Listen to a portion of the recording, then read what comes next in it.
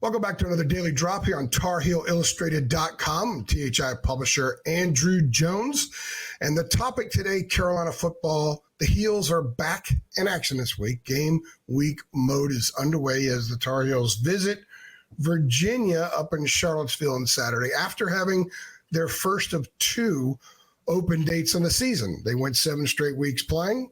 Open date this past weekend.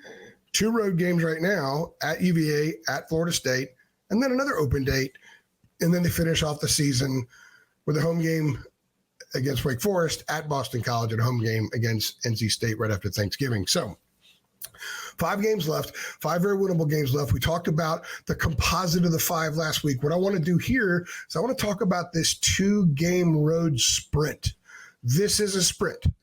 Carolina, with the open date, had a chance to heal physically and heal mentally from a football standpoint, but also with Tylee Kraft's passing, everybody had an opportunity to properly mourn and do what they had to do as far as coping with that, getting over it, paying the respects to the family. He had his memorial service, celebration of life, on Sunday down in Sumter, South Carolina. Now it's game week mode. So at least they had the time, it being an open week, to properly pay him his respects, and his family their respects, rather. And now it's full game week mode. And my understanding is there's a little bit of a reset being hit. A lot of times the open dates are about a reset.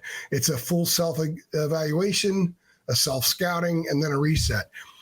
I think as much as self-scouting, and they got some things to fix, for sure, from a strategical and schematic standpoint, and certainly an execution standpoint. But I think as much as anything, these guys needed a break. 4 losses in a row in the manner that they had lost, that's heavy stuff. It was mounting. Sometimes teams very quickly forget how to win, and they remember how to lose. Not that entirely went away, but the cleansing, it's the break. We've all had work stretches where we just grind, and almost feels like you're in a Groundhog Day mindset. And now all of a sudden you wake up one day, you're like, you know what? I don't have to do anything today. I'm going to hit snooze. I'm staying in bed. I'm going to get up. I'm going to shower after I ate breakfast. I'm going to read something. I'm going to watch a game. I'm going to go shopping. I'm going to go for a bike ride, whatever it is. You get a chance to clear your heads. These guys had a chance to do that last week, but also gain perspective. One of the things that Tylee Kraft, dealing with what he did for 2.5 years before his passing, is he offered these players an example of perspective. And sometimes you don't really see it until tragedy occurs. And I would imagine that with Tylee passing, a lot of these guys have had a chance to sit back and sort of recognize more clearly that perspective. And that should, I think, loosen them moving forward, simply because as much as it's important to so many people, and it's incredibly important in that building, it's still football. You still have a chance the next game to get rolling again. And sometimes when you start losing for a while in sports, you don't think about having a chance to get rolling again with the next game. You think about all the weight of all the losses that have piled up. This might give them a little bit clearer vision moving forward to focus on UVA. And that's why this 2-game sprint, I think, is crucial. And I have no idea where it's going to go, which from a journalistic standpoint makes it very interesting. From a guy who loves college football and loves to peel the onion of college football, it's very interesting. I would imagine as Carolina fans, there's an element of interest. See what they come out like up at UVA, a team that they should beat, a team that derailed their season last year. Maybe there's a little payback stuff going on. I don't know. And then they go to Florida State, which is a colossal train wreck. But, man, Carolina fans are probably nervous that the Seminoles can get going against them, because wouldn't that be the kind of season it is? Well, maybe or maybe not. The reality is this.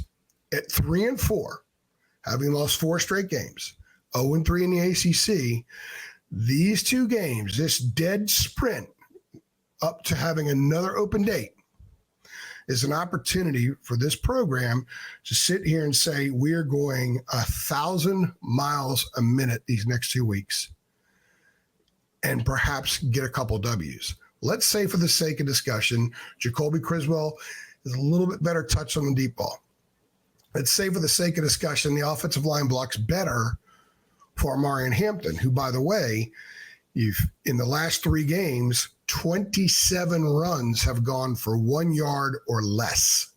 27 of his 60 runs in 70 runs, 70 runs in the last 3 games, 27 have gone for 1 yard or less.